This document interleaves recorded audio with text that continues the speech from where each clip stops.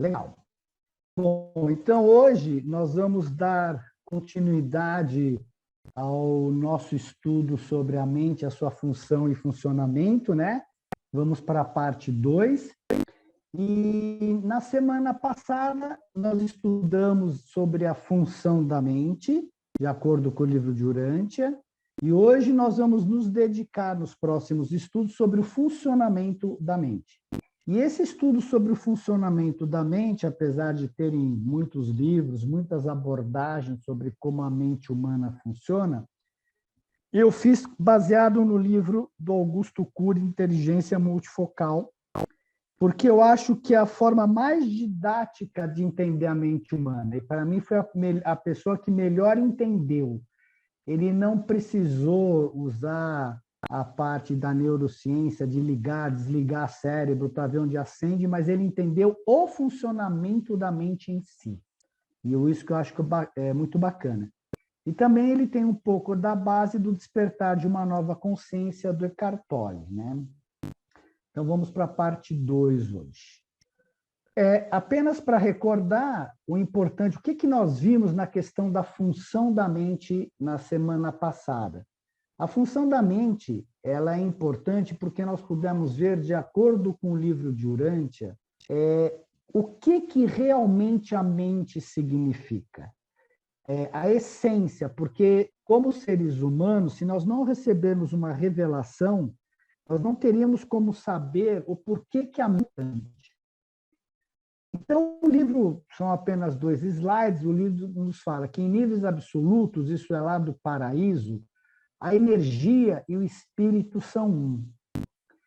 No momento em que se sai desses níveis absolutos, a diferença aparece. E à medida que a energia e o espírito, saindo do paraíso, movem-se no sentido do espaço, o abismo entre eles se amplia, até que nos universos locais eles se tornam completamente divergentes. Não são mais idênticos, nem semelhantes mais são.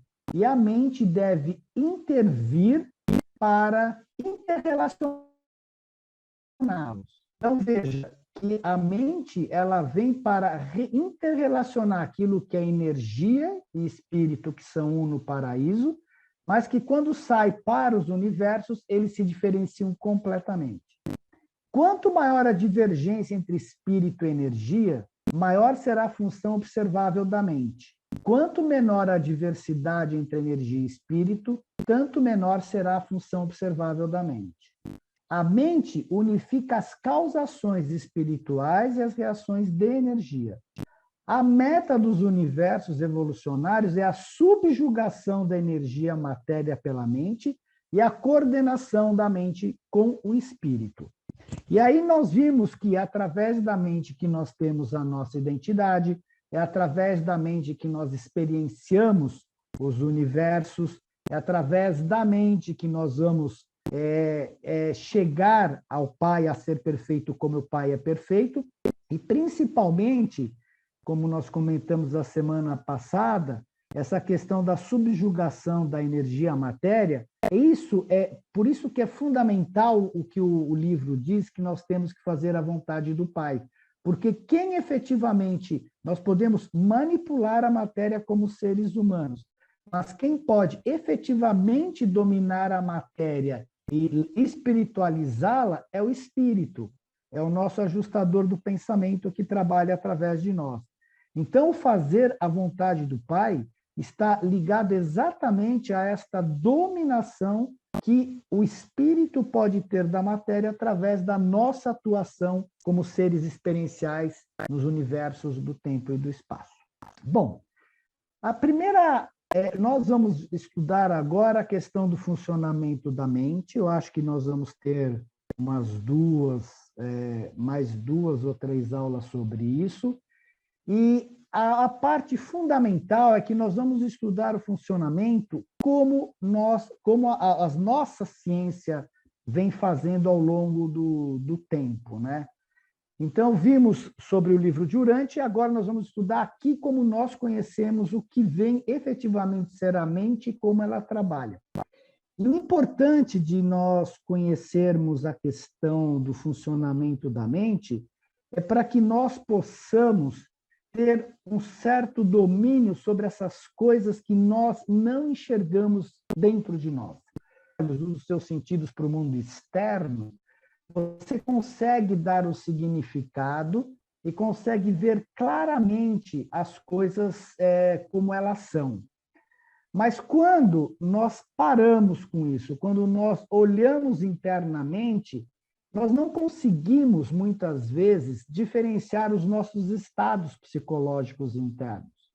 Ora você está bravo, ora você está triste. Quais as ferramentas, que ferramentas nós temos para poder trabalhar internamente no nosso ser? Porque se isso não for verdade, se nós não tivermos o que trabalhar como ferramentas para trabalhar, nós vamos viver subjugado pela energia. É só vocês verem a nossa energia vital, a energia sexual, os impulsos que a gente tem, como um eu que não se controla, ele é totalmente dominado por isso. Então, o funcionamento da mente, ele vem a nos mostrar como ela funciona, e eu vou falar depois algumas técnicas para que a gente possa efetivamente controlar essa energia dentro de nós, no certo sentido, porque dominar é só o espírito que domina, mas para que a gente possa controlar e ter uma qualidade de vida melhor. Porque senão nós vamos ficar joguete dos nossos impulsos, né? Os impulsos todos que nós temos que são evolutivos, que nos levam à evolução, ficar um joguete dos nossos medos, das nossas ansiedades, e o eu, ele tem que se sobrepor a tudo isso. E isso que é nos tornarmos seres humanos, é nós termos o controle e educar esta parte animal que nós herdamos. Então, eu vou começar aqui pelo funcionamento da mente, né? E uma coisa importante, eu falei na semana passada sobre o passado, o presente e o futuro, e o mais importante de tudo, quando a gente estuda a mente, é entender que não é possível apagar o passado para reconstruir o presente. Mas é possível reconstruir o presente para reescrever o passado. O que registramos todos os dias no inconsciente da memória define o nosso futuro. E nós vimos no livro de Urântia que ele fala isso, que a gente usa a nossa experiência do passado no presente para projetar o nosso futuro. Então, a gente não apaga, a gente reconstrói, a gente reescreve o passado no presente para melhorar o nosso futuro. E a gente vai ver isso como ao longo desse estudo. Bom, essa apresentação tem como base o livro Inteligência Multifocal, escrito pelo médico psiquiatra Dr. Augusto Cury, que pesquisou durante 17 anos para a formulação da sua teoria. O livro descreve a origem da inteligência humana, o nascedouro das ideias e os limites do alcance do pensamento. Mostra como a inteligência é um conjunto de estruturas dinâmicas, né? Ele põe psicodinâmicas, porque está ligada à nossa psique, derivadas por amplo processo de funcionamento da mente, que corresponde à capacidade de pensar, se emocionar, ter consciência de si mesmo e ter consciência do mundo exterior. A questão de ter consciência de si mesmo é um mecanismo, bem da verdade, apesar que nós sabemos que, como a gente viu no primeiro estudo, que a personalidade que tem consciência de si mesmo, né? Mas como a gente tem consciência de si mesmo? Como é que você tem a consciência do mundo exterior?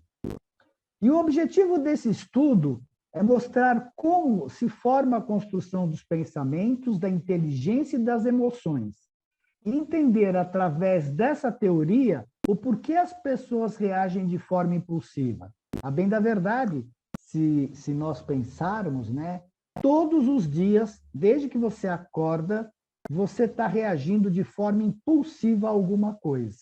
Eu não gosto disso, eu não gosto daquilo outro, aquele negócio não está legal. A gente passa o dia inteiro reagindo impulsivamente. Quem é e como age essa mente reativa, que tem esta parte impulsiva, ou que a gente chama de ego, que é o grande vilão de todos os estudos espirituais, Em psicologia, o ego pode ter outro significado, né? Por que que a emoção é mais rápida do que o pensamento consciente? Se nós virmos, a gente sempre fala, e é um ditado popular, conte até 10 antes de agir. Porque a emoção, ela se forma antes, a reação, ela vem antes do pensamento. Porque a reação foi formada no mundo animal. O pensamento está sendo formado no mundo hominal. Então, esse é o nosso trabalho, pensar as nossas emoções, as nossas reações, né, conscientemente. E isto é educar esta parte animal que está ligada à emoção, que é pura química dentro de nós. E como se formula a construção dos pensamentos nos bastidores da mente e que nos permite, por exemplo, expressar sentenças como verbos já conjugados, sem nem mesmo nos darmos conta de como essas sentenças foram construídas ou os verbos conjugados corretamente. Da mesma forma que eu estou falando aqui com vocês, o eu está lendo a minha memória, porque eu preparei essa apresentação, mas, ao mesmo tempo, eu estou pronunciando essas palavras de forma correta, de uma forma estruturada. E da onde vem? Como é que isso daqui, essa construção, vem do nosso interior? Eu não estou lá dentro de mim, no meu subconsciente, eu agora, de forma consciente, trabalho palavras. Eles fluem naturalmente quando a gente fala. Por que que eles fluem? Eu agora, de forma consciente, tendo esse intercadeamento de palavras, quando a gente pensa isso, né? Por que que eu falo, as palavras saem e eu expresso aquilo que eu quero de forma tão natural que parece que sou eu mesmo que estou fazendo isso?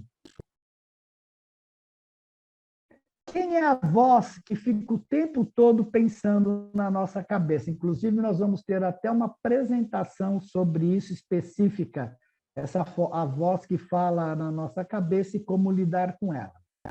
Segundo objetivo, aprender como a consciência é formada a partir dos processos inconscientes e como o eu consciente pode e deve se voltar para dentro de si mesmo e educar alguns desses processos. Este eu consciente, o grande trabalho dele é se voltar para toda esta parte inconsciente e educar. Trabalhar esse estado que nós herdamos de origem animal. Então, 3, trazer um novo entendimento sobre o que realmente significa sermos conscientes, entender por que todo conhecimento, quer seja de pessoas, coisas, ideias ou teorias, nunca expressa a realidade essencial do ser ou do fenômeno em si, mas sempre corresponde a uma interpretação da realidade. Então, o tempo inteiro, nós não estamos lidando com a nossa energia essencial, nós estamos lidando com uma interpretação da realidade. É o tempo inteiro. Ela é interpretada dentro de nós e nós vamos ver o porquê que isso acontece.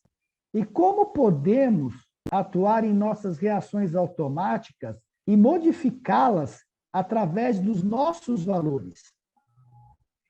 E aqui que é o grande ponto da evolução. É justamente nós modificar essas reações, aceitar aquilo que o nosso ajustador, o nosso ser interno, nos traz como valores divinos e, ao ficar, a gente implantar aqui trabalhar aqui esses valores divinos para que a gente possa humanizar, né? Primeiro, humanizar a nossa parte animal e, segundo, espiritualizar a nossa parte humana. Então, o que é inteligência, né? Inteligência, definição, é um conjunto de estruturas dinâmicas derivadas do funcionamento da mente. Envolve toda a produção intelectual, histórica, cultural, emocional e social produzida pela humanidade. O desenvolvimento da inteligência está na base da formação da personalidade e na produção de doenças psíquicas, psicossomáticas e psicossociais.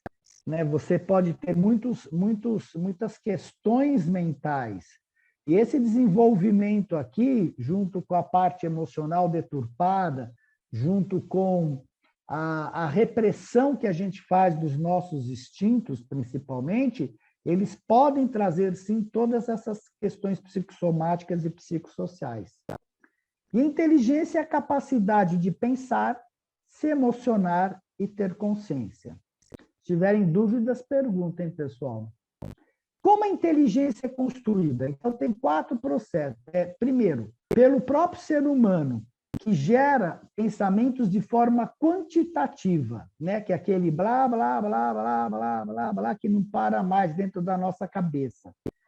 Mas a função do eu é transformar em funções qualitativas, isto é, significados e valores, que é o que vai levar a nossa evolução, que é pensar antes de agir, não reagir de forma automática, que é com base na nossa história psíquica, né? Expor e não impor ideias, gerir a revelia do eu, que é aquela vozinha aqui que não para na nossa cabeça, e resgatar a liderança do eu nos focos de tensão. Então, a leitura da memória é deslocada para regiões que travam o pensamento. Nós mesmos, e quantas pessoas vocês não conhecem, que chega numa hora da prova, trava. Por quê? Porque elas foram para determinadas áreas da memória dela, de tensão, e que trava a capacidade dela ler aquilo que ela estudou. É exatamente por isso que trava a sua cabeça. Quando você fica nervoso, né, a emoção se sobrepõe à razão e você, muitas vezes, não consegue raciocinar direito. E filtrar estímulos estressantes. A inteligência é construída através de 4 grandes processos. Primeiro, que é a construção do pensamento, que determina como o pensamento é construído. A formação da consciência existencial, que determina como a consciência de si mesma é formada. A formação da história existencial, que determina como as informações e experiências são armazenadas e lidas da memória. Nós vamos ver que nós somos seres totalmente baseados em memórias, e o livro de Urântia mais do que corrobora isso. E a transformação da energia emocional existencial, que determina como é utilizada a energia vital, que é a energia que nos anima no dia a dia, né? Então, se você, no seu dia a dia, você está muito emocionado, muito ansioso, você vai usar essa energia dessa forma. Se você reprime, por exemplo, a sua ansiedade, a sua energia vital, você se torna uma percuda. Então, o emocional, principalmente dos níveis animais, para níveis mais elevados, e trabalha essa energia emocional. E tudo isso faz parte de como essa inteligência nossa é construída, né? Então, o processo da construção da inteligência, a psique é construída de um complexo campo de energia psíquica. Nela ocorrem todos os processos que constroem as cadeias de pensamentos, transforma a energia psíquica e escreve em nossa história existencial, que fica arquivada na memória. Ao longo da existência humana, existe uma produção contínua e inevitável de ideias. Isso no certo sentido, não posso dizer para vocês que é uma bênção, mas para nós, principalmente as pessoas que mais têm a síndrome do pensamento acelerado, isso é um inferno, né? Porque se junta com a ansiedade e o pensamento, e junta aquele jogo entre a emoção e a mente, você não para de ficar pensando o tempo inteiro. Isso é difícil. E nós vimos que quanto maior a diferença entre energia e espírito, maior a atuação da mente. Então, a mente muito agitada, isso é difícil, são maior com o seu espírito. É gerada pelo fluxo da energia psíquica, que conduz a uma leitura da memória e à construção dos pensamentos. É por isso que você tem essa energia psíquica, lê a nossa memória o tempo inteiro. Por isso que a gente não para de pensar. E a memória é arquivada automaticamente, né? O que eu acabei de falar aqui para vocês já gravaram eu já gravei na minha memória sem nenhuma interferência da nossa parte. Essa memória começa desde a vida intrauterina, formando assim a nossa memória existencial, que o Augusto Cury chama de história intrapsíquica. O Marcos, grande desafio... Marcos, essas coisas todas ocorrem na mente, não só na mente, né? Elas ocorrem na mente e no corpo, né? Porque, a bem da verdade, se fala que a memória está no córtex cerebral, toda a memória, mas ela está ao lado de cada célula no seu corpo todo. A bem da verdade, hoje em dia, a Candace Pert já mostrou isso. Está ouvindo, Estela? Sim. A Candace Pert já mostrou isso. As memórias elas ficam ao lado, a grande parte da memória fica ao lado das células do seu corpo. Por isso que, quando você faz uma massagem, muitas vezes você tem pensamentos, muitas vezes você tem catarse. Por isso que funciona você trocar no corpo humano, porque tudo isso é questão hormonal que fica armazenada ao lado das nossas células. Então, a memória todinha dentro da gente e ela trabalha. Quando a célula, por exemplo, vai produzir a proteína, estas memórias podem afetar a produção dessa proteína. E é aí que pode te dar doença. Por isso que a gente tem doenças. Entendeu isso? Ficou claro, Estela? E na supramente, o que ocorre? Só a parte espiritual? Na supramente ocorre a parte espiritual. Pelo que eu entendo, o ser, né, o nosso ser interior, tenta imprimir na nossa mente material aquela parte espiritual, para que nós possamos acessá-la e trabalhar esta parte espiritual no dia a dia, esses valores e significados no dia a dia. Ok?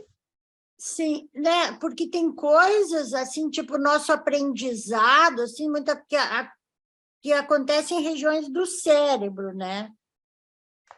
A bem da verdade, o nosso aprendizado então, a mente ela faz todo o processamento, ela faz as conexões neurais de todo o nosso aprendizado.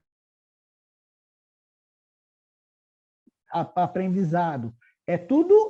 Então, ela faz as conexões neurais. Com o Agora, cérebro. o aprendizado é no cérebro, faz as conexões para que a gente possa acessar.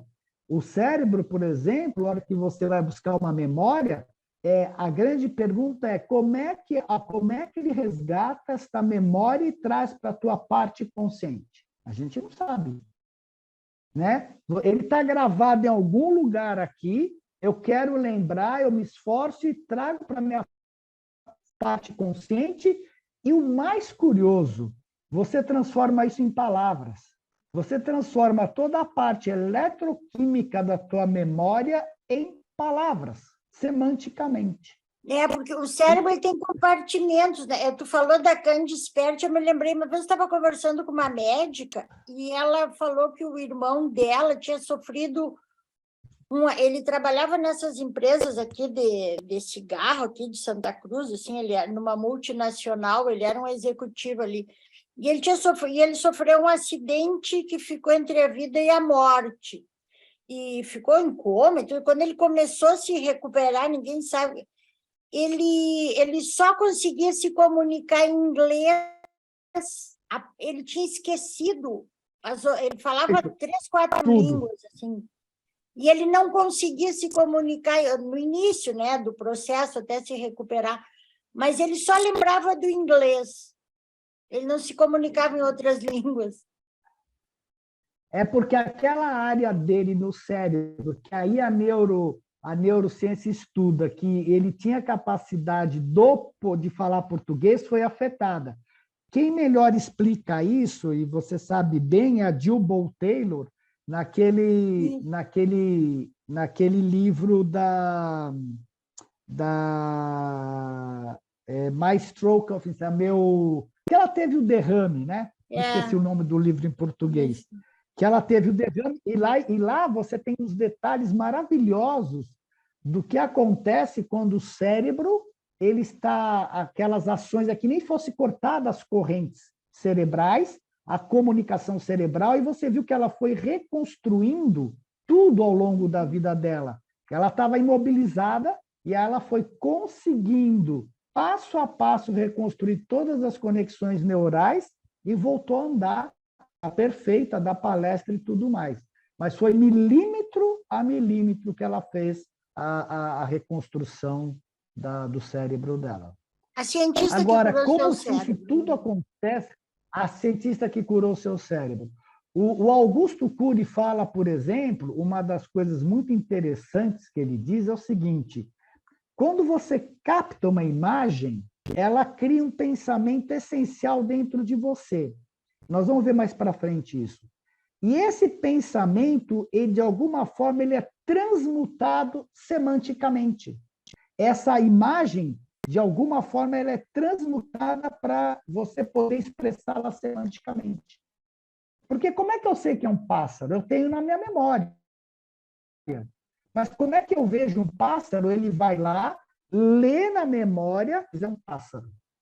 Esse processo que a neurociência, até que eu saiba, nesse momento não estuda. Ela estuda áreas do cérebro onde acontecem as coisas. E por isso que eu acho o trabalho do Augusto brilhante.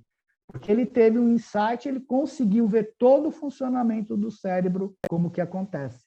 Eu acho muito mais bonito do que você ficar vendo áreas do cérebro, né? Como liga e desliga. E Marcos, Bom, só oi. um detalhezinho rápido aí. Tem coisas que me preocupam muito, e é o seguinte: você sabe, mas esqueceu. Não sei se é uma questão de treinamento, né? Mas isso, muitas vezes, você te atrapalha, né?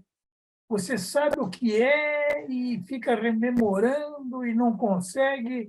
Se você vê o artigo, alguém falou, você aclara na hora a ideia. Então, você sabe É porque, inconscientemente, e conscientemente existe isso do inconsciente para o consciente. Eu estou sim, o que consciente é, agora do que eu estou falando, mas daqui a pouco eu vou falar contigo sobre alguma coisa e trava. Eu não, como é que é, como é que não é, não sei. Aí eu vou consultar o livro, ou alguém aí fala, aí vem à tona e eu passo a ser consciente. Então, isso é uma das coisas que me preocupa bastante. Não sei se você entendeu. então, mas eu entendi, e o que eu andei vendo que acontece é o seguinte: conforme passa a idade, o nível do nosso interesse pelas coisas diminui. E quando você diminui o interesse, que ele não tem mais aquela jovialidade, né, do adolescente, do adulto, que você quer saber tudo, você quer comer tudo, você quer comer todo o conhecimento do mundo, você vai tendo mais tranquilidade e você já não foca tanto naquilo lá.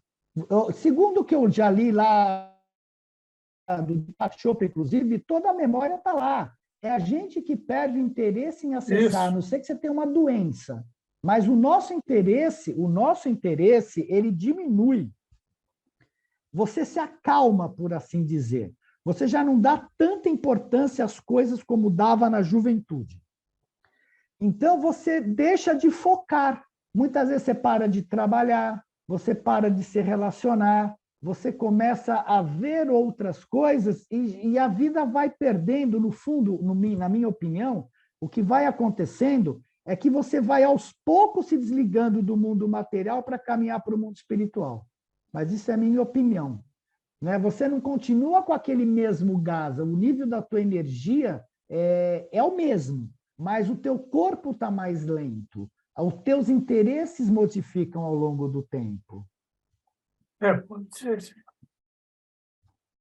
Mas também acho que o esquecimento ele faz parte da gente, porque eu tive um professor, ele foi o maior estudioso da memória, o maior cientista sobre memória que teve. Na verdade, ele era argentino, mas ele já estava naturalizado brasileiro. Faz uns 2, 3 anos que ele faleceu, o professor Izquierdo. Talvez o Osmar tenha conhecido. Ele foi meu professor no mestrado e ele dizia para ele tem vários livros sobre memória e tudo. E ele dizia que, graças Então, a Deus, não, eu não sei, Estela, essa questão da memória... O que Deepak nós Chopra temos a explica bem isso capacidade de esquecer, ele dizia. Porque se a gente não tivesse essa capacidade de esquecer, a nossa vida ia ficar insuportável também. Né? Exato, o Augusto Principalmente Cury fala esquecer isso. assim, as injustiças, as coisas ruins que nos aconteceram. Vocês vão vendo que, com o passar do tempo, a gente vai esquecendo aquilo mesmo, né? E ele disse que, se a gente lembrasse tudo, a todo momento, a nossa vida se tornaria insuportável, ele dizia. Então, acho Eu que o acho que ele não... esquecimento também faz parte. Eu acho que ele não só está correto, como Augusto Cury fala isso. E o exemplo que Augusto Cury dá é o mais prático possível. Imagina uma mãe que perde o filho, se ela ficar naquele lamento a vida inteira, acabou a vida dela. Por isso que a memória é reeditada cada vez que você lembra. Eu vou explicar isso em detalhes mais para frente. A memória é reeditada. E é isso que faz com que a gente vá para frente. Bom, vamos lá. O grande desafio da inteligência humana é transformar o eu, nós, conscientes, em um agente modificador da sua própria história. Está aqui. É o que o livro de Urântia fala. A liberdade do ser humano consciente é cultivada quando ele aprende a pensar os bastidores da inteligência, a equilibrar, obviamente, a mente, a razão com a emoção, a seguir aqueles passos que ele comenta aqui, ó, pensar antes de agir, expor e não impor ideias, gerenciar os pensamentos, resgatar a liderança dos focos de tensão e filtrar estímulos estressantes. Isso daqui que é a função do eu, mas isso é muito difícil, nós vamos ver por quê. Porque tem uma questão do que ele chama dessas memórias traumáticas ou memórias killer, que elas atraem o eu para ela de forma magnética e deixam o eu num rodamuinho. E por falar em memória, nós vamos agora dedicar o resto do nosso tempo hoje só falando da memória, porque ela é extremamente importante na nossa vida, né? É tudo, né? Então, o que o ser humano entende por memória, né?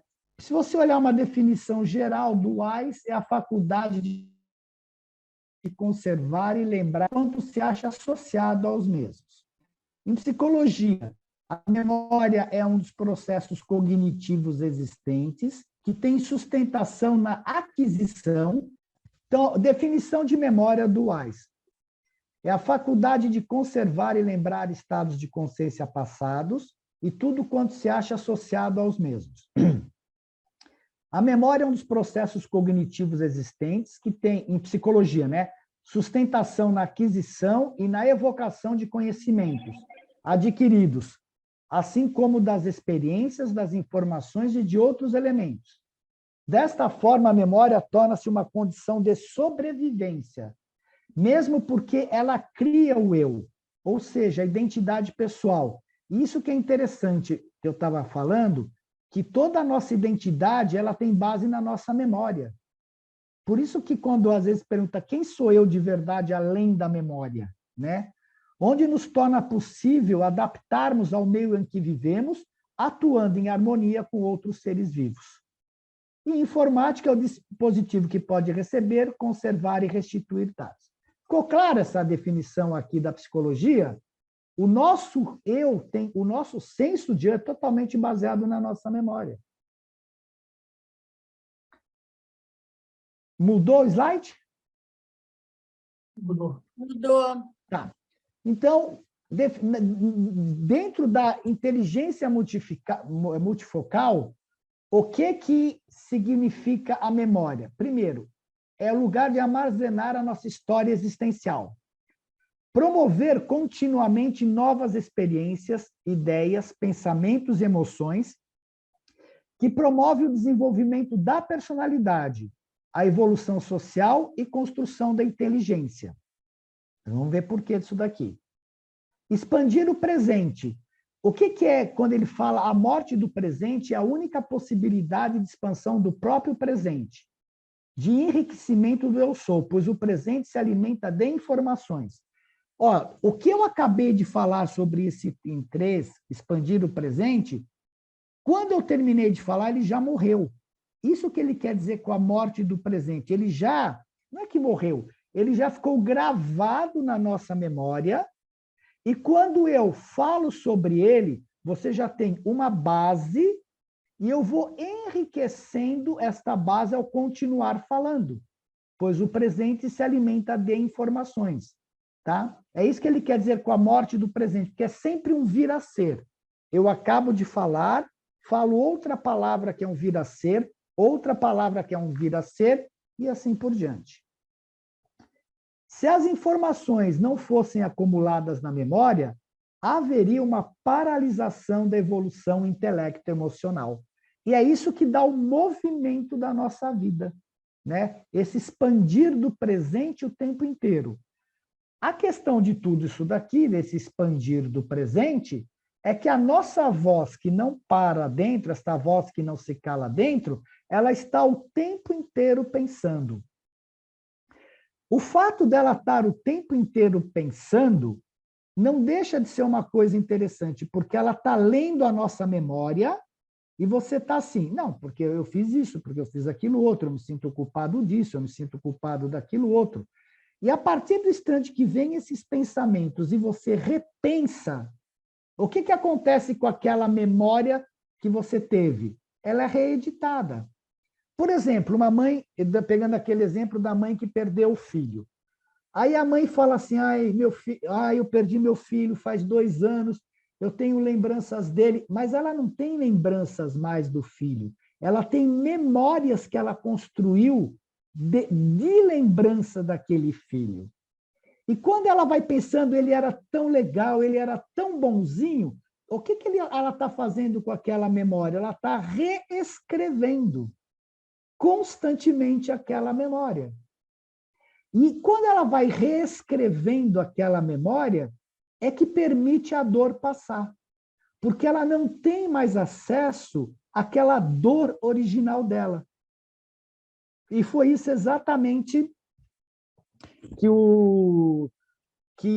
quando a gente estava falando, que você esquece, ou você não lembra, você não tem mais acesso ao mesmo colorido da dia da morte daquele filho.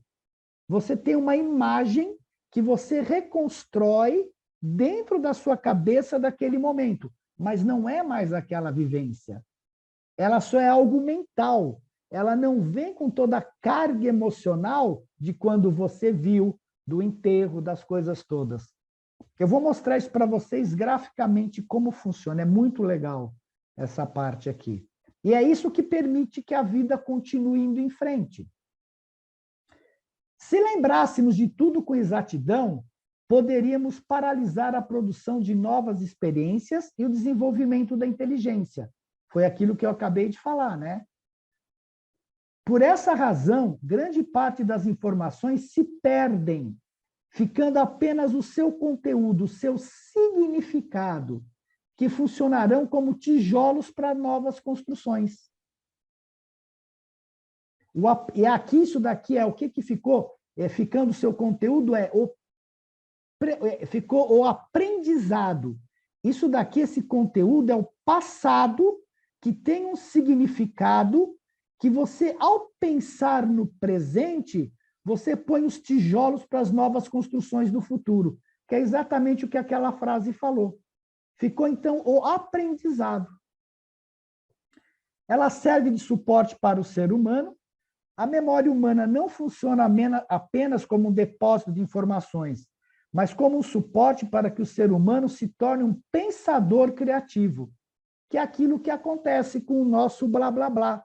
Você pode ter uma grande ideia, você pode lembrar de um fato e falar, cara, eu lembrei desse fato, eu não vou desistir, eu vou lá, vou resolver isso daqui.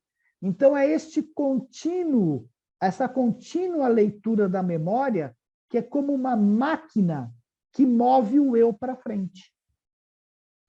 O animal não tem isso, o animal não precisa disso, Porque o animal, ele só vai reagir quando ele tem fome, quando ele tem uma necessidade. Fora isso, ele fica parado. Olha o leão, olha toda a atividade, ele para. Ele descansa, quando tem fome, ele age. Então, esse contínuo pensar é que nos faz mover para frente. E um detalhe, né, Marcos? Que é uma coisa o seguinte, ó, é a sequência lógica. Por exemplo, dependendo da área que você vai fazer um discurso, você vai escrever, você vai se comunicar, ele segue uma sequência lógica e ela eu não sei se ela é automática, porque se fosse tudo misturado, você não teria essa sequência, você não conseguiria se comunicar. E quando você pensa numa determinada matéria, a qual você vai falar, escrever, seja lá o que for, se você pensar assim, não, eu vou colocar isso na minha fala, ela vem automaticamente e numa sequência lógica. Isso o que mais me deixa assim ver o ser humano muito diferente do animal. E de um Porque essa robô, né? sequência lógica, você pode colocar o teu curso que você fez em engenharia, não me lembro o que você fez, ele do começo ao fim, desde que você programa isso, né? Então, isso é uma coisa admirável no ser humano. Então, para isso nós temos os ajudantes da mente e nós temos a criatividade, que vem do espírito. E você também tem a personalidade com a consciência do eu. Agora, tudo isso é construído nos bastidores da mente. É igualzinho, você está olhando para a tela, mas todo o processamento está sendo feito dentro do teu micro, e você nem sabe. Ele simplesmente pega, processa a minha imagem, mostra aí na tela para você a imagem minha e de todo mundo que está aqui, mas você não está vendo o que está acontecendo aqui atrás. Tudo o que está acontecendo aqui atrás foi absolutamente programado. O que o pessoal está com medo da inteligência artificial agora, que eles estão trazendo, e até um dos que inventou disse essa semana que se arrependeu, é que ela está tendo tanto conhecimento que ela vai ultrapassar a inteligência humana. Só que isto não é verdade. Ela pode ultrapassar em rapidez em associações. Só que nós temos o espírito, e o espírito está acima disso. Ele tem a criatividade. A inteligência artificial não necessariamente tem a criatividade de fazer algo novo que esteja além do que foi programado nela. Essa é a diferença em relação à inteligência artificial.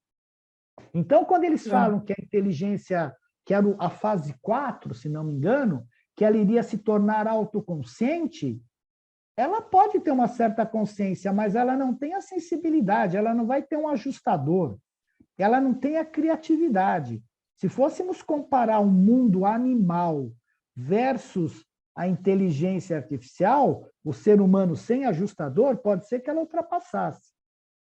Mas quando você tem um ajustador, você tem uma criatividade que vai muito além disso daqui. Porque o que a inteligência artificial faz é pegar todo o conhecimento da humanidade, estruturar de uma forma lógica e te apresentar. Mas não tem sentimento. Não tem uma vivência. Ela simplesmente repete fatos que lá foram imputados nela. Essa é a grande diferença. Legal. Bom, a memória é a base da nossa vida, corresponde à nossa história existencial ou como chamado intrapsíquica. Para entender o processo como um todo, é fundamental saber como as informações são armazenadas e resgatadas, isto é, a leitura da memória. Então, eu usei um arquivo, porque todo mundo aqui conhece, já viu um arquivo, né? Hoje em dia você não precisa mais, mas esse daqui é um arquivo de memória, é um arquivo. E vamos dizer que é um arquivo de memória. O armazenamento corresponde a um processo automático sem interferência consciente. Bom, acabamos de ver isso mais do que claro. Então, o que a gente fala, né, que eu pus como essa pastinha verde aqui, com uma informação que eu pus de uma nota musical, entra aqui dentro. Agora, tem a questão de como é que você lê essa memória. E aqui que o Augusto Cury teve uma visão fantástica, né?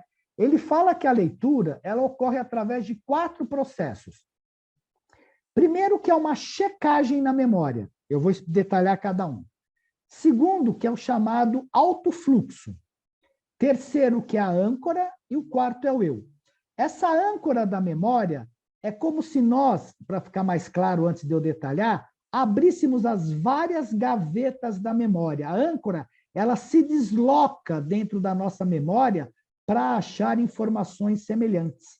Então, é como se você abrisse essa gaveta, aí a âncora vem para cá e puxa essa daqui para fora e outras gavetas da memória para procurar a informação necessária. Isso que é a âncora de memória, tá?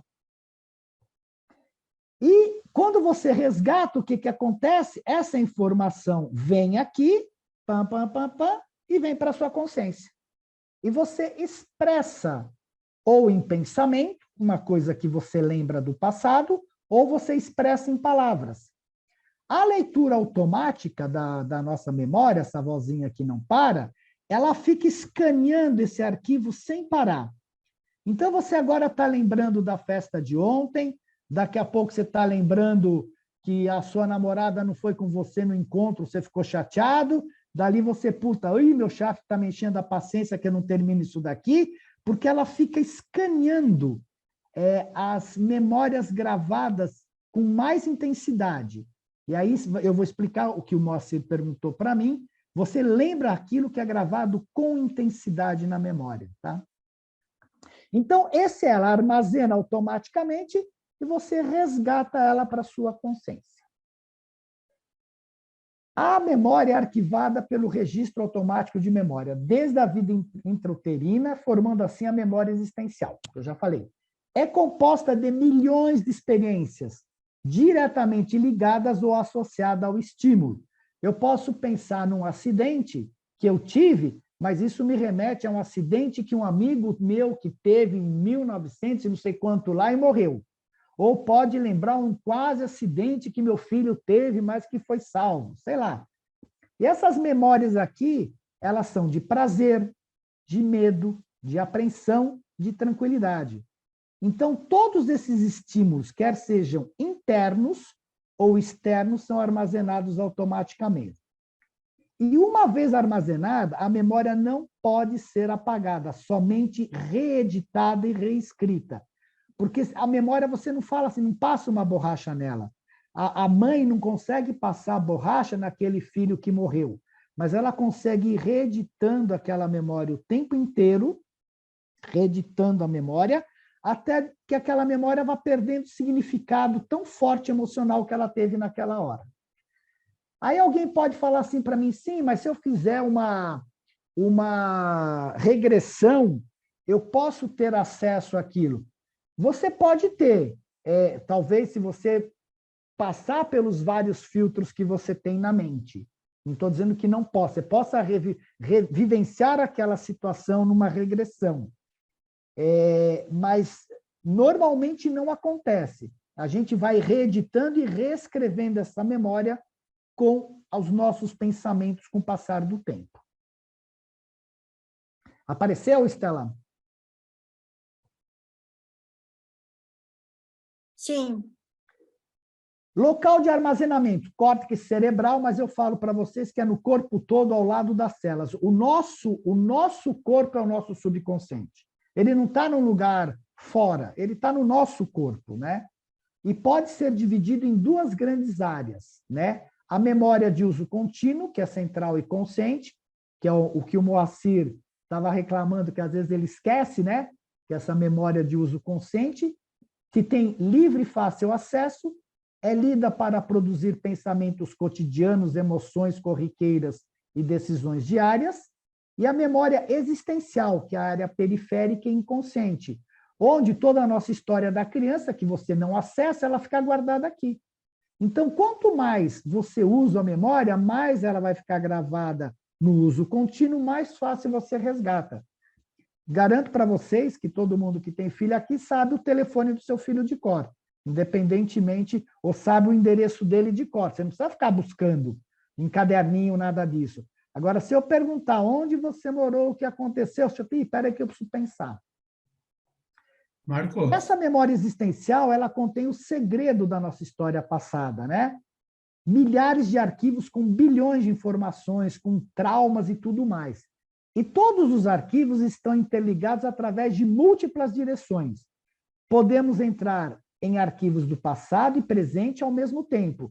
Eu lembro de alguma coisa do passado, lembro uma coisa que aconteceu agora há pouco comigo. Um pensamento mesmo de trabalho pode remeter a situações vividas na infância. Digamos que o teu chefe te deu uma bronca quando você estava aí, você lembra que recebeu uma bronca semelhante quando era criança. E pode mostrar que você tem um trauma e não sabe lidar com isso. Então, está tudo absolutamente interligado dentro da gente. Alguém acho que queria fazer uma pergunta ali, não vi quem. Marcos, só uma perguntinha. Existe essas lembranças, essa memória, ela também fica agregada à alma, à medida que a alma vai se desenvolvendo, vai sendo criada? Então, a alma, ela é uma criação do nosso ajustador com as nossas decisões. A alma, o ajustador, ele constrói a nossa alma conforme a gente pega os valores espirituais e pratica aqui. E essa memória toda fica com o ajustador. E ele, quando volta, ele traz de volta para a gente. Não é que ela está na alma, a memória está em nós, entendeu? Ela está com o ajustador. E ela volta na hora da ressurreição, o ajustador volta a memória para nós. Então, a memória não está na alma. Não está na alma. É isso daí. Tá, obrigado. Boa pergunta, até eu pensei agora sobre isso. Gravação na memória.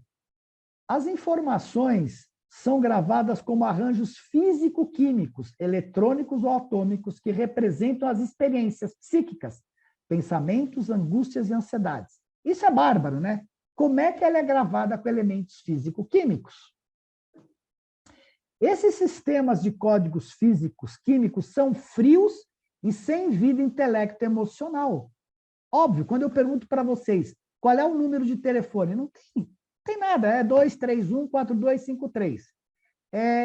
Você me falou ontem que você bateu a sua canela e doeu muito, é verdade. Eu bati a canela no poste, está doendo até agora, mas você não. Eu estou falando para vocês sem nenhuma vida intelecto emocional, não estou sentindo a mesma dor que eu bati a canela ontem. E representam o quê? Verbalmente, semanticamente, as experiências psíquicas. De forma limitada, pois não representam a experiência em si em todo o seu colorido. Eu não tenho como mostrar para vocês aqui a dor que eu senti no momento que eu bati a canela ontem. Eu posso dar um colorido. Eu posso, olha, estava um dia lindo, maravilhoso, tinha uma árvore na minha frente, eu estava vendo o celular e bati com a canela no poste. É só. Isso daqui é uma informação absolutamente intelectual. E na hora eu gritei pra caramba, me escorreram lágrimas pelos olhos. Eu posso até interpretar, escorreram lágrimas pelos... Mas não é a dor que eu senti na hora. Entenderam qual é a diferença? Esses arranjos físico-químicos vêm à nossa mente e eu expresso para vocês como palavras, semanticamente. Isso que é bárbaro. É uma energia química, eletroquímica, emocional, que é totalmente física, e que eu sou capaz de expressar em palavras para vocês. E aí que a gente vê que a gente não tem acesso à nossa energia essencial, a energia verdadeira. A gente tem uma energia interpretada do fato que aconteceu ontem.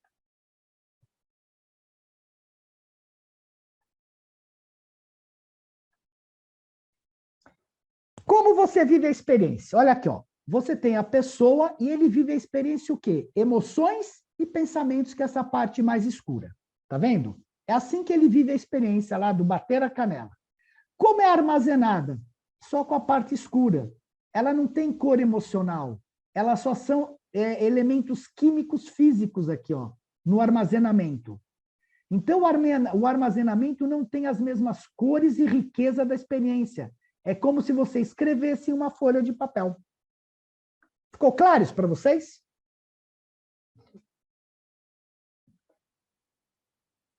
O conhecimento, isso daqui é do livro de Urântia, que nós lemos a aula passada.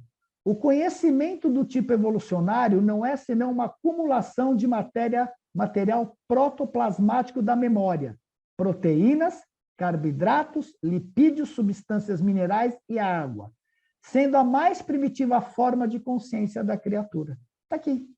O que eu acabei de mostrar aqui para vocês, está aqui o que o livro de Urântia fala.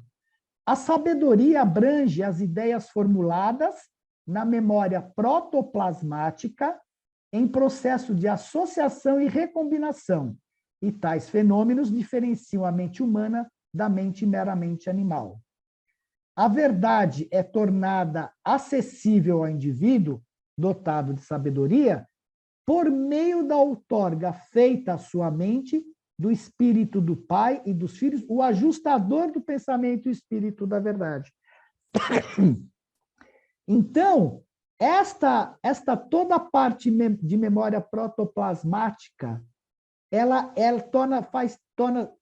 tem um sentido para nós devido ao ajustador do pensamento. E ela se torna uma verdade quando o espírito da verdade nos mostra que aquilo é verdade. Ficou claro isso? Vocês entenderam agora qual é o processo? Mais claro que isso é impossível, né? Eu acho eu. Todas as experiências de intensidade emocional são registradas privilegiadamente. E aqui responde ao que o Moacir perguntou. Se não tem intensidade emocional, e se você pensar que conforme a idade passa, você tem menos intensidade emocional, porque você já tem muito mais sabedoria, muito mais experiência da vida e muito menos as coisas te afetam, você vai ver que você não tem tanta intensidade emocional. Então, baseado na intensidade emocional, vai ter o quê? Zonas de conflito, experiências emocionais negativas, medo, raiva, insegurança. Zonas de prazer, experiências emocionais positivas, alegria, segurança, satisfação. Essas zonas de conflito e prazer, por serem registros privilegiados, garante que serão lidos continuamente, que aquela memória de uso contínuo, a MUC, ela fica aqui registrada, né? E ela vem a todo momento para, ai, foi tão bom. Isso tanto é verdade que a mesma coisa em termos de conflito e prazer, você lembra de uma viagem que você fez que foi maravilhosa, mas você não sabe explicar para mim o porquê que ela foi maravilhosa. Ah, foi maravilhosa para mim porque eu interpretei assim, eu fui com minha namorada, meu namorado, entrei lá, fiz... Legal. Mas você não consegue me dizer. Então, tanto a dor quanto o prazer, eles são guardados e são interpretados de forma em termos físico-químicas. Então, tudo que você vive ansiosamente, tudo que você ansiosamente evita, será arquivado intensamente e vai ficar voltando para a sua cabeça. Você tem raiva do vizinho? Você quer esquecer? Você não consegue, porque você vai remoer aquela raiva. Você tem medo de uma coisa? Aquilo lá vai voltar para você, porque ele é arquivado de forma intensa dentro da sua mente. E como é que acontece o resgate do conteúdo da memória, né? Primeiro, a memória abre-se por janelas, áreas que são pequenos territórios de leitura. Tá aqui, ó. Eu pus uma janela com um arquivo aqui dentro. Tá vendo? Então, eu tenho um trauma, é uma janela. Aqui ela tem um monte de coisas associadas a esta janela de memória. Eu tenho trauma porque eu apanhei quando era pequeno, eu tenho trauma porque eu briguei na adolescência e foi um caos, eu quebrei a perna na briga, eu tenho trauma. Então, esta janela abre do trauma. A outra janela abre da felicidade. Só que todas essas janelas estão interrelacionadas. Cada janela possui um grupo de arquivos que contém milhares de informações agregadas. Temos milhões de janelas no córtex cerebral, e eu falo que é no corpo. Durante o dia, abrimos algumas janelas que produzem reações completamente distintas. Algumas geram prazer, coragem, respostas inteligentes, outras são doentias, geram aflição, ódio, bloqueio. As doenças psíquicas são geradas através da construção de cadeias de pensamentos e emoções doentias, produzidas pelo jogo de abertura de janelas da memória.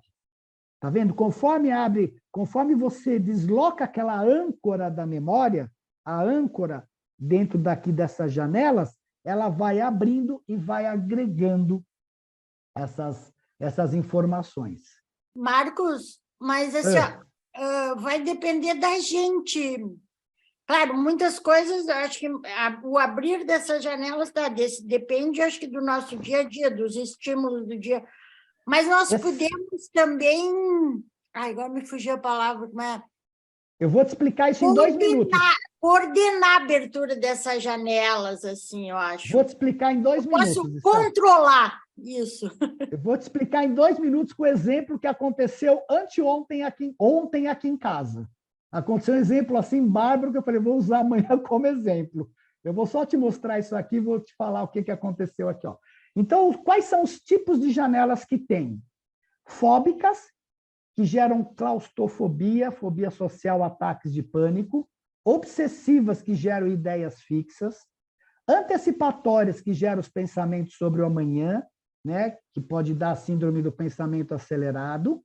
Baixa autoestima e timidez, geram transtorno de autoimagem e preocupações excessivas com a opinião dos outros. Traumáticas ou killer, que ele chama, né, memória matadora. Áreas da memória arquivadas de forma privilegiada porque são intensas, devido a volumes de tensão, de raiva, ódio, ansiedade. O que tem essa janela? Ela tem um poder de atração. Ela tem a capacidade de magneticamente ancorar o eu. E poder de agregação. Ela agrega novas janelas ao redor do seu núcleo, criando zonas de conflito. As janelas killer podem obstruir a leitura das demais janelas, impedindo o raciocínio naquele momento. Estas janelas bloqueiam a inteligência e podem fazer o ser reagir como animais. Então, a questão da janela killer é extremamente séria. Porque quando ela te pega, ela faz você acreditar naquele passado. E o que aconteceu ontem em casa com a minha esposa, com a Daiane? Ela estava sentada fazendo um trabalho e, de repente, ela sentiu uma energia muito forte de pânico. De pânico. Começou a dominar a ela como pessoa. O que aconteceu? Por alguma razão, aquela leitura da memória, a âncora da memória dela se deslocou para aquela janela, devido aos traumas da adolescência, devido a um monte de coisas que aconteceram, começou a querer dar pânico. Como o tempo inteiro eu falo para ela, questiona, não aceite, e a gente tem 5 segundos antes de permitir que essa energia nos domine, e aí você vai ter meses para consertar, ela começou a falar assim, mas isso não é meu, isso não está vindo daqui. Ela começou a desqualificar aquela energia de pânico. E ela falou, era de uma força muito grande, mas ela começou a desqualificar. E eu falei, geralmente o pânico vem do intestino. Porque é onde o eu está preso lá, o nosso ego lá está preso, né? E ela começou a pensar, isso aqui é coisa do intestino tal. Resultado, ela não entrou em pânico.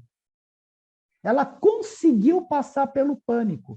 Porque se ela entrasse, porque aconteceu isso comigo na adolescência, porque a minha mãe fez isso, porque não sei o que fez isso daqui, papapá, ela entraria naquela atração magnética daquela energia do pânico, começaria a abrir todas as janelas que ela tem de problemas dentro dela e ficaria com pânico. Vocês entenderam a importância de você aceitar qualquer pensamento? Quando alguém vier xingar você, você tem que falar, isso não é comigo, não tem nada a ver comigo. Você tem 5 segundos para não deixar entrar na tua emoção. Protegeu a emoção, você pensa, pois bem, por que ele falou isso comigo? Ah, porque eu me comportei assim. Aí você vai conversar com a pessoa. Mas o importante é você não deixar entrar na emoção e não reagir. Porque a hora que você aceitou aquilo lá, ele agarra o teu eu e te leva para um redemoinho de memórias, de pensamentos e te põe para o fundo do poço. Ficou claro isso para vocês? Esse é o segredo, pessoal. Outro dia eu passei por uma experiência, foi extremamente curiosa, me veio um pensamento e eu olhei aquele pensamento e eu percebi o seguinte, ele queria que eu acreditasse que aquilo era verdade. Eu falei, cara, que coisa estranha. E foi aí que eu percebi a força, eu saí da hipnose, por assim dizer, e percebi a força que aquele pensamento de querer me convencer que ele era verdade, porque para ele é verdade. Aquilo é um programa que está instalado em mim por alguma razão, que veio rodar para querer me deixar mal. Eu falei, cara, você não tem o mínimo sentido. Fez assim, ó, puf, sumiu.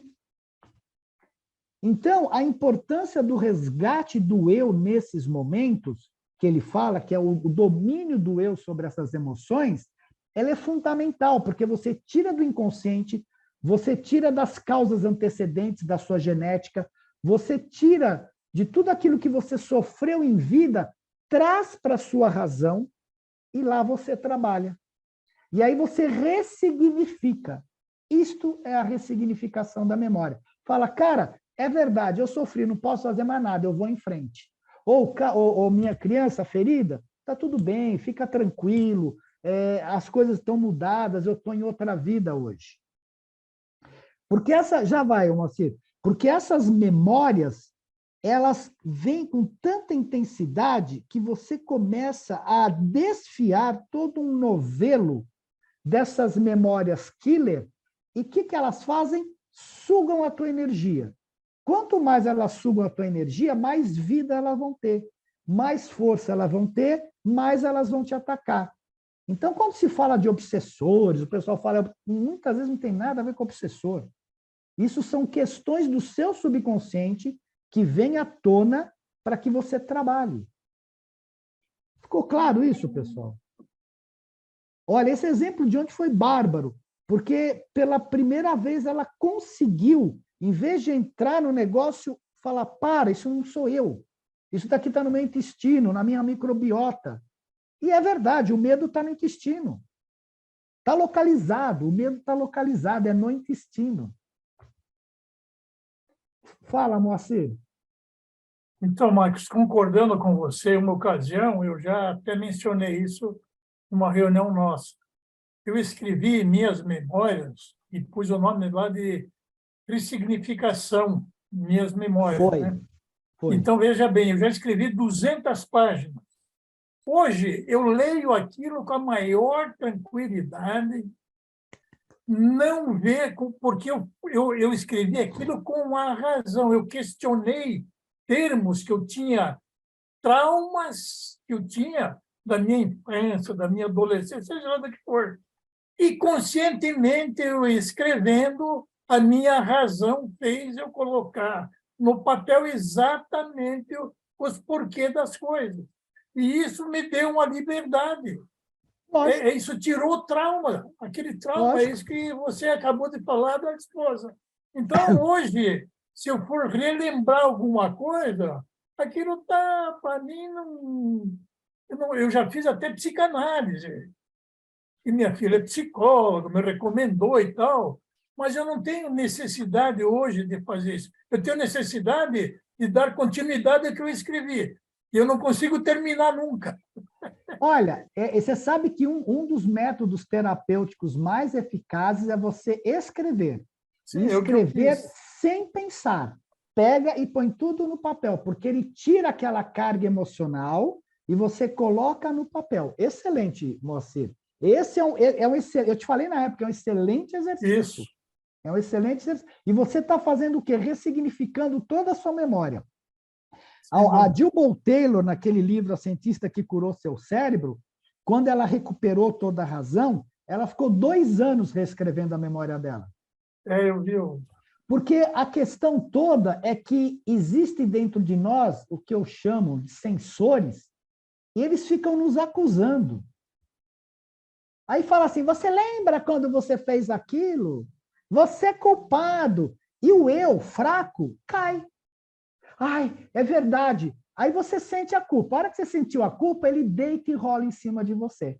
E ele se alimenta da energia. Porque essa bolinha de energia que quer te pegar, ela precisa da sua energia para continuar viva. A hora que você desqualifica isso, ela desaparece. Ela não te pega nunca mais. E você começa a ser dono de você.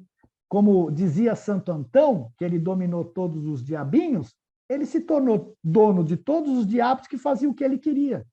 Que é o que nós temos que fazer, é ser dono dos nossos diabos para que eles trabalhem a nosso favor e não contra. E quando vier esse dedo te apontar, você fala, cara, eu sou grandinho, eu tenho consciência, aquilo era quando criança. Agora não tem mais nada a ver com isso. Eu posso ter feito uma coisa muito feia, mas eu já recompensei isso na vida, ponto. Não me encha mais a paciência. Então, você não pode deixar por causa da memória killer. Fala, Beatriz.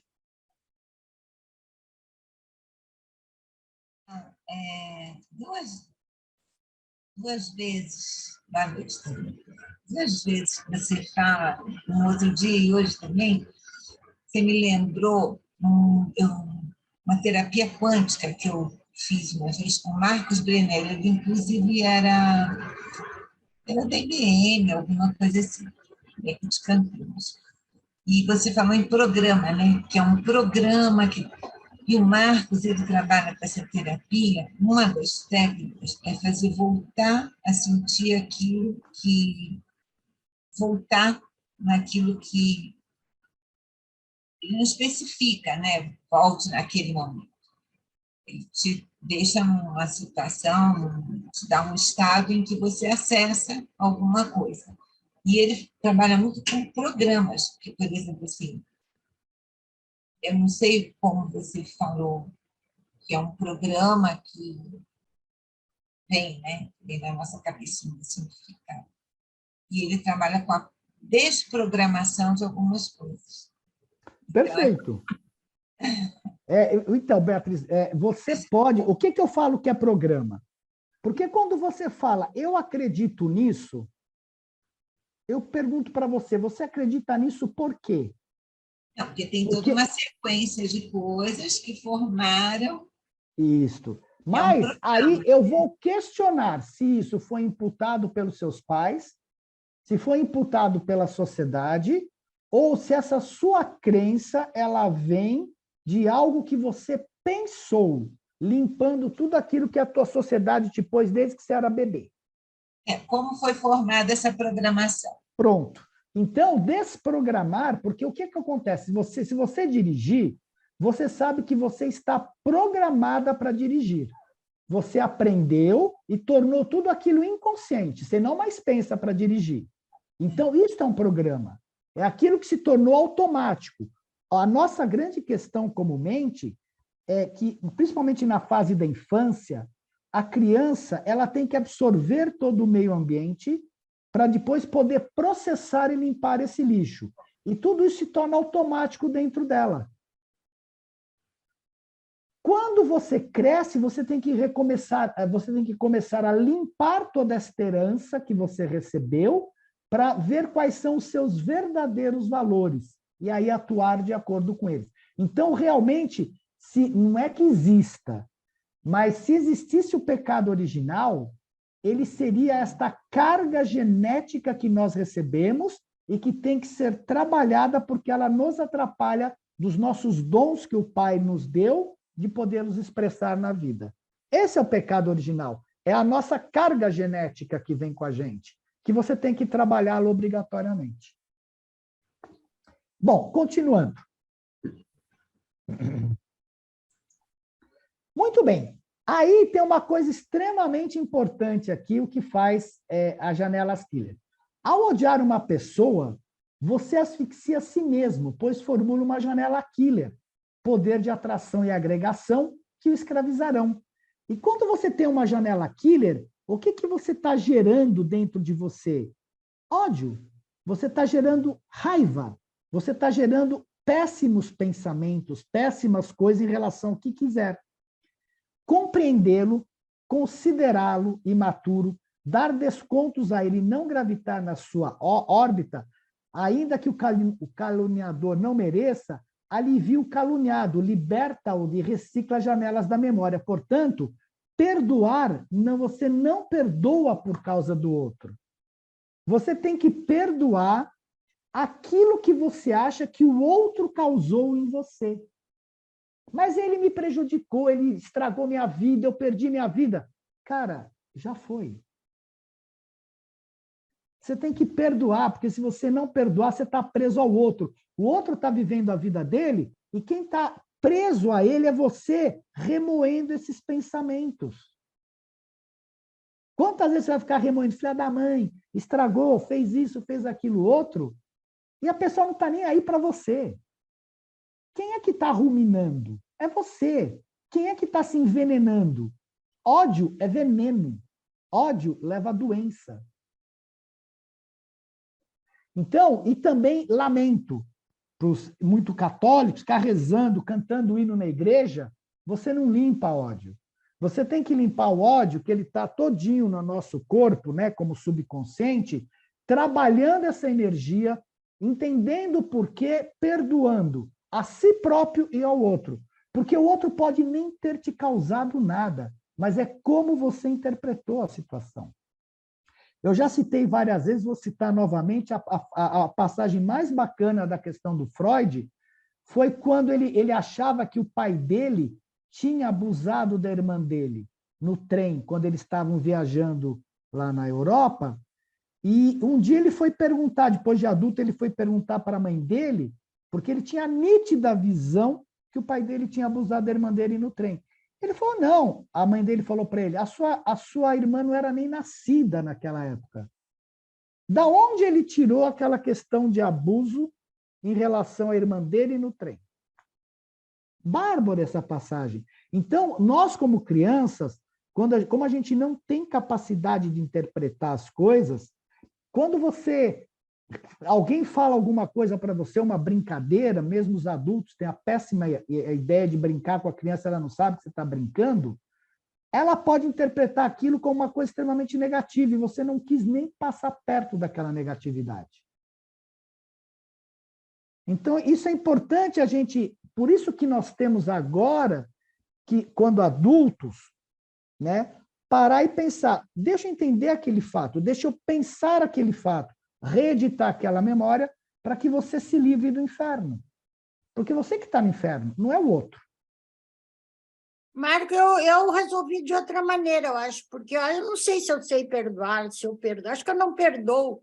Não importa. Mas eu acho que sempre tem os dois lados das coisas. Sim. Então, se alguém me fez alguma coisa, mesmo que eu não tenha feito nada para aquela pessoa, mas eu abri a guarda. No mínimo, eu confiei, sabe? Perfeito. Então, perfeito. aí eu sempre assumo a minha parcela de culpa na causa, mesmo que eu tenha sido prejudicada, que eu não tenha... Mas eu abri a guarda, eu deixei aquilo ali acontecer. Então, eu pego a minha parcela de culpa e vou embora e esqueço, sabe? Estela, o que você falou é extremamente importante. Aquela pessoa não é sua parcela de culpa. As pessoas mostram para nós os nossos pontos fracos e a gente não entende isso. Porque se não fosse um ponto fraco em você, não teria te atingido. Tudo que acontece na vida é 50% a 50%. Não adianta falar a culpa é da minha esposa, é do meu marido, não. Você também tem 50% de coisa. É isso. Então, você pega aquilo lá, olha do teu lado, é o que eu sempre pergunto. Quando eu vejo uma coisa que eu não gosto na pessoa, eu pergunto o que dessa pessoa está em mim, que é o meu comportamento para eu não gostar. Porque se eu estou reconhecendo aquele comportamento, eu estou reconhecendo aquela coisa, aquilo está em mim, é um problema meu. Por que eu estou reconhecendo e estou incomodado?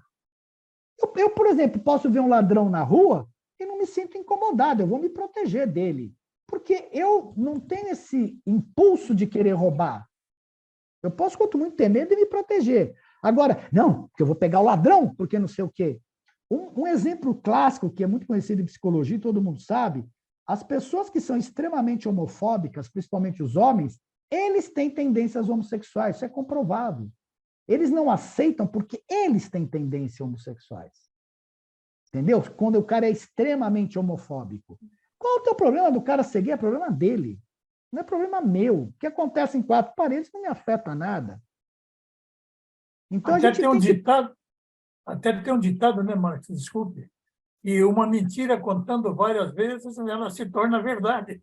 Ela se torna verdade e também você reedita aquela verdade. Por isso que você tem os registradores celestes que registram tudo e as intenções.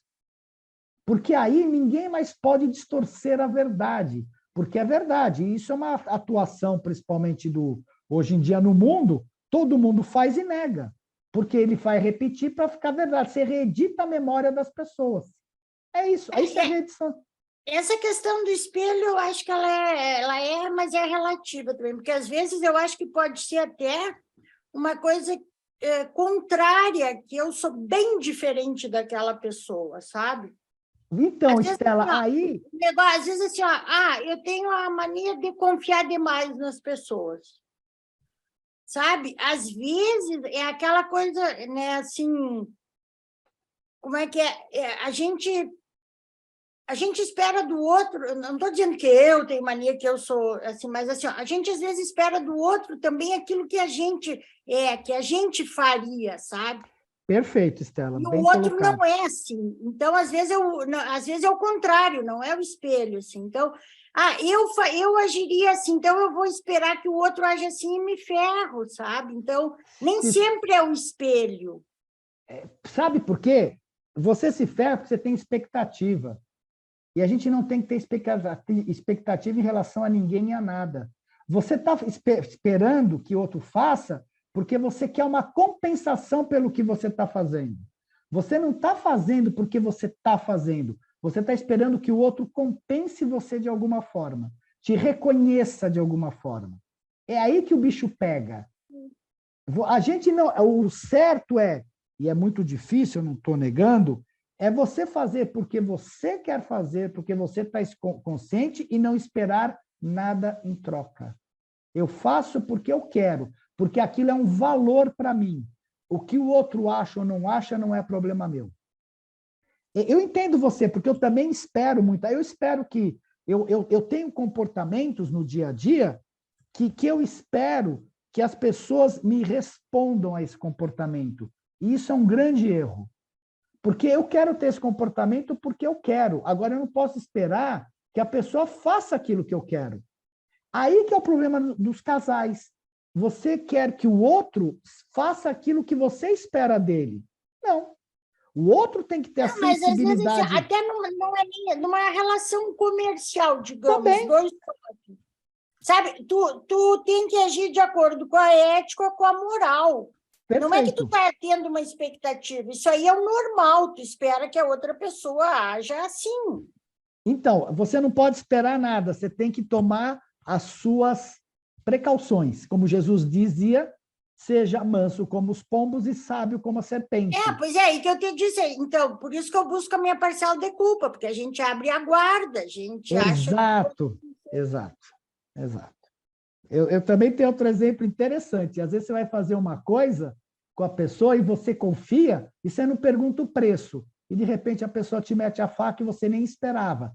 A culpa está com você, porque você não perguntou antes. Você que abriu a guarda, você falou bem falado. Bom, resgate do conteúdo da memória, né? Lembrando, não é energia a experiência em si que se arquiva na memória, mas sim um sistema de códigos físico-químicos que representa a experiência. Então, vou mostrar em desenho o que acontece. O resgate ocorre através de leituras dos códigos que, associados ao estado psíquico do resgate, quer dizer, se você tiver com estresse, tiver sob efeito de bebida, de droga, de ambiente, faz com que o resgate das experiências passadas não obedeçam a uma linearidade lógica. Interpretamos as informações contidas na memória. Essa é a grande diferença do computador quando você arquiva algo. Quando você arquiva algo no computador, ele traz para você de volta aquilo que você arquivou. Exatamente. Quando nós arquivamos alguma coisa, vai depender do nosso estado psicológico aquele resgate. Porque do mesmo modo que o seu computador lê um programa, o nosso inconsciente lê aquele programa e nos traz para a consciência. Então, ele está sendo interpretado as informações, né? Então, não resgatamos, assim, as mesmas dimensões de ideias, prazeres e tristezas contidos na experiência. As variáveis geram diferenças de interpretação dos fenômenos que observamos. Devido à construção interpretativa, não vemos o mundo e as pessoas em sua essência, e sim da forma interpretada e de acordo com a nossa própria história de vida. E se vocês lembrarem disso, quando o Libet fez aquele teste nos idos de 60, a informação demora até 0,5 segundos antes de chegar na nossa consciência. Ela passa por todo o processamento na nossa mente e demora até 0,5 segundos até chegar na consciência. Portanto, o presente nosso, ele está sempre atrasado. Ele está sempre atrasado, ele está sempre atrasado. É a mesma coisa. Até a minha fala chegar a vocês, ela teve que passar por todo o processamento do computador. Passar por aqui pela interpretação do microfone de vocês, da caixinha de som de vocês, para a minha voz chegar no ouvido. Por outro lado, quando a minha voz chega no seu ouvido, ela vai entrar no seu ouvido, vai passar pela sua memória, vai passar por toda a interpretação antes de chegar na sua consciência. Resumindo,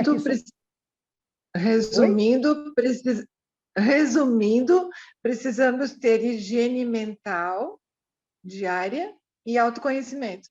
Foi o que a gente viu na semana passada, que o espírito precisa de ambiente limpo, de higiene mental, de genética boa, de trabalhos bons para poder atuar. Exatamente, Ivani. Exatamente, você lembrou o que a gente leu na semana passada.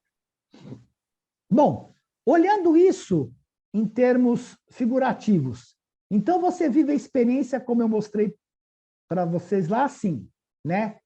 Ela é armazenada o quê? Como arranjos físico-químicos. Então, ela não tem as cores emocionais da experiência. Ela vem aqui, ó, desta forma. Ó. Ela vem para cá com esse borrão, por assim dizer. O que acontece no resgate?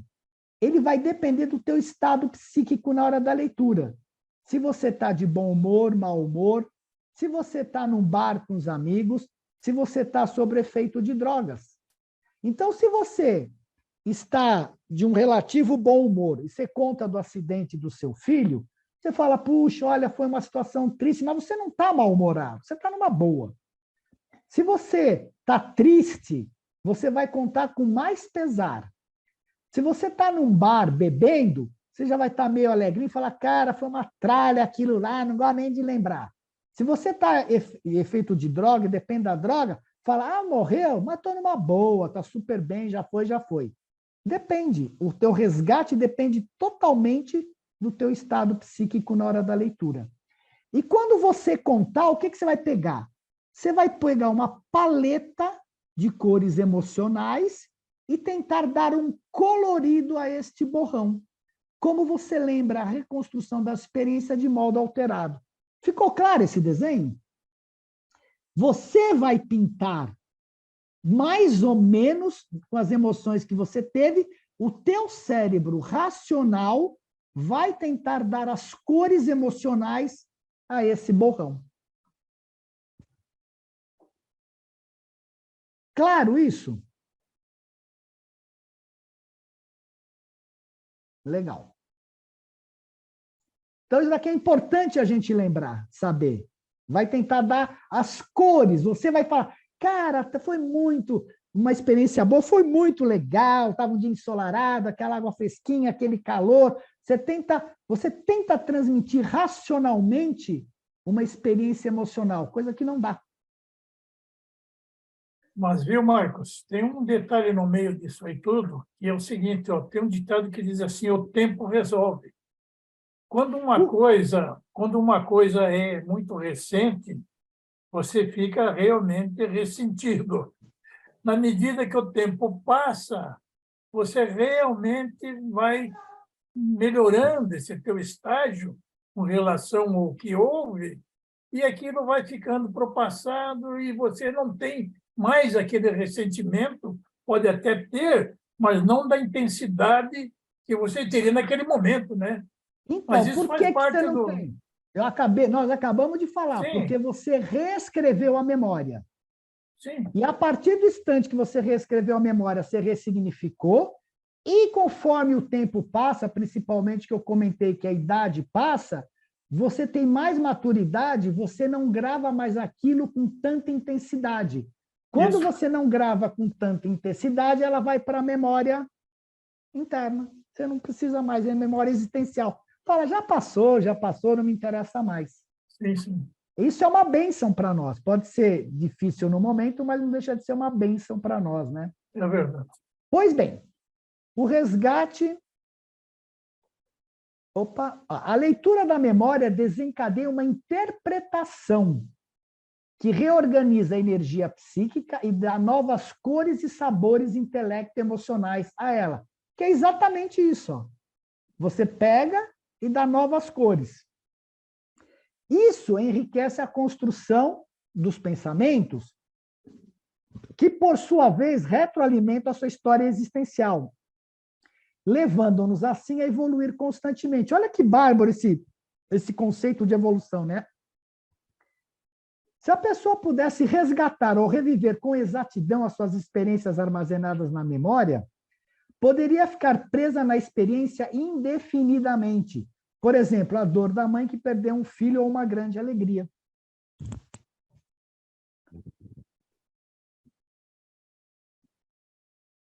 Então, tudo aquilo que vem da nossa memória é uma interpretação.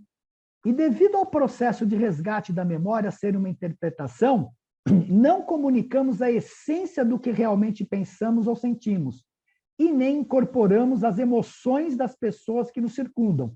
Eu não consigo sentir a sua emoção. Se eu chorar de uma tristeza que você está triste, eu vou chorar a minha emoção, a minha tristeza, mas eu não vou chorar a sua emoção. Isso significa que nós vivemos ilhados, pois o observador, que é você, interpreta através da sua própria memória a devida experiência do outro. Então, quando eu olho para o outro, que a Estela falou da projeção, que nem tudo é projeção, quando eu olho para o outro, eu estou analisando, de acordo com a minha experiência de vida, aquilo que eu acho que o outro é. A comunicação com o outro não ocorre no nível da realidade, de alma para alma, né, essencial, energia psíquica, mas corresponde a uma interpretação de acordo com a sua própria história existencial. Enxergamos e percebemos aquilo que está gravado na memória e que já tenha significado em nossos registros. Então, veja, uma criança, o que ela vai fazendo ao longo do tempo? Ela vai dando, os pais vão ajudando ela a ter um significado de tudo aquilo que ela vê, porque ela não sabe o que é aquilo. Quando ela mama, ela não sabe que aquilo é um seio que está alimentando. Ela não tem essa consciência, ela só vai saber mais tarde, né? O mundo todo, assim como as pessoas, estão dentro e fazem parte da nossa história existencial. O terrorista está dentro de nós, o assassino está dentro de nós, a pessoa santa está dentro de nós. Tudo depende se nós vamos ou não atuar este assassino, este terrorista ou esta pessoa boa. Enxergamos a nós próprios através das pessoas, que é a projeção. Se vemos bondade, essa bondade está dentro de nós. Se vemos problemas, esses problemas estão em nós também. A forma de reagir ao outro vai indicar o nosso grau de maturidade, quão resolvido ou problemático somos da nossa vida. E essa história do Simpson é ótima, né? A culpa é minha, eu coloco em quem eu quiser, né? E o que é a projeção em psicologia? A projeção é um mecanismo de defesa, isso daqui é extremamente importante, no qual os atributos pessoais de determinado indivíduo sejam pensamentos inaceitáveis ou indesejados, sejam emoções de qualquer espécie, são atribuídos a outra pessoa. Por quê? A pessoa atribui a outra pessoa porque ela não tem estrutura de eu ainda para conseguir ver que ela tem aquele problema e pode resolver aquele problema. Ela não tem maturidade para isso. A projeção ocorre quando sentimentos ameaçadores ou inaceitáveis de determinada pessoa são reprimidos e então projetados em alguém ou algo. Isso daqui é muito comum, como eu falei com os homofóbicos, nas religiões onde eles põem o sexo como um pecado capital, e a pessoa, ao fazer sexo, sente culpa, sente um monte de coisa, e aí ela olha para a amiga dela e fala, mas aquela menina não presta, ela sai com todo mundo. Quem tem vontade de sair com todo mundo? Ela ou ele. Mas ela não consegue aceitar, pode ser por crenças religiosas, que ela tem esse desejo. Só que ela pode falar, puxa vida, é verdade, ou ele, eu tenho o desejo de sair com todo mundo, de fazer tudo isso, mas por uma questão moral minha eu não vou fazer, eu vou ficar com a minha esposa, com a minha namorada, eu vou ser fiel. Aí você põe uma questão moral, mas não uma crença religiosa que te proíbe. Porque a crença você vai projetar no outro. O outro não presta, o outro isso, o outro aquilo outro. A projeção reduz a ansiedade por permitir a expressão dos impulsos. A gente vai ver os impulsos, a gente não tem como controlar, né? Eles precisam sair de alguma forma, ou comprando, ou gastando em comida, ou matando, como tem acontecido no mundo todo, ou não, e fazendo com que a mente consciente não reconheça. Exemplos, culpar o outro. Um exemplo de tal comportamento pode ser o culpar determinado indivíduo por um fracasso próprio, ou ciúme projetivo. As pessoas defendem-se do seu desejo de ser infiel, imputando a infidelidade ao cônjuge, desviando assim a atenção do seu inconsciente para o inconsciente do outro. E eu já vejo isso, cara, em algumas denominações aí, onde se a mulher é infiel, ela é punida. Se o homem é infiel, ele é perdoado. É curiosíssimo essa questão de você ver o que algumas igrejas fazem. O homem sempre é justificado, a mulher sempre é que não presta. Isto é o maior absurdo que tem. Bom, para fazer um sumário, para encerrar o nosso sumário da memória, o que é a definição? Capacidade dos seres humanos de adquirir, conservar e evocar informações de dispositivos neurobiológicos e de interação social. O processo de armazenamento é automático. A gravação na memória são arranjos físico-químicos sem vida, intelecto e emocional. Local de armazenamento, teoricamente, é o córtex cerebral. Forma, informações concretas e experiências emocionais. As informações concretas, elas são armazenadas de forma... Eu esqueci de falar isso aqui para vocês. As informações concretas, elas são armazenadas de forma muito mais estruturadas do que as experiências emocionais. Tanto é que se eu perguntar para você um número de telefone ou qualquer informação concreta, imediatamente vem para você a memória. Se eu peço para alguma informação de ordem emocional, você vai ter que parar para pensar, você vai ver como colocar em palavras. Então, a nossa experiência de vida é emocional. A nossa experiência de vida é a energia que a gente experiencia a cada contato que a gente tem com as pessoas e na vida. Essa é a diferença. E quando você vai tentar traduzir em palavras, você não consegue. Você não transmite. Então, elas não são armazenadas, e eu não sei o porquê, nem o Augusto Cury explica, de forma tão estruturada quanto as memórias intelectuais, as memórias concretas. Intensidade. Quanto maior a carga emocional, mais intenso é o registro. Resgate. Leitura de códigos físico-químicos, interpretação de acordo com variáveis no momento do resgate. Significado. Interpretamos a vida de acordo com a nossa própria história existencial. Não nos relacionamos de forma essencial com as coisas e pessoas, mas interpretativamente. O que significa que, efetivamente, nós somos uma ilha, né? E por isso a importância de nós estarmos conectados com o nosso eu superior. O único ponto seguro que a gente tem é o nosso eu superior, não é o outro. Porque nós somos uma ilha, pessoal. Né? Nós nos relacionamos, e é aí que a gente aprende, mas é nós conosco mesmo. Essa que é a verdade. E tanto é isso que a experiência nossa no universo é de relacionamento, conforme a gente evolui. Mas quando nós chegarmos de Avona no universo central para frente, a experiência é de você com você mesmo. Não tem mais o outro. Você não aprende mais em grupo. Você vai ter um anjo, um ser te acompanhando até chegar diante do Pai, mas tudo é você realizar dentro de você mesmo aquilo que você tem que realizar que o Pai quer.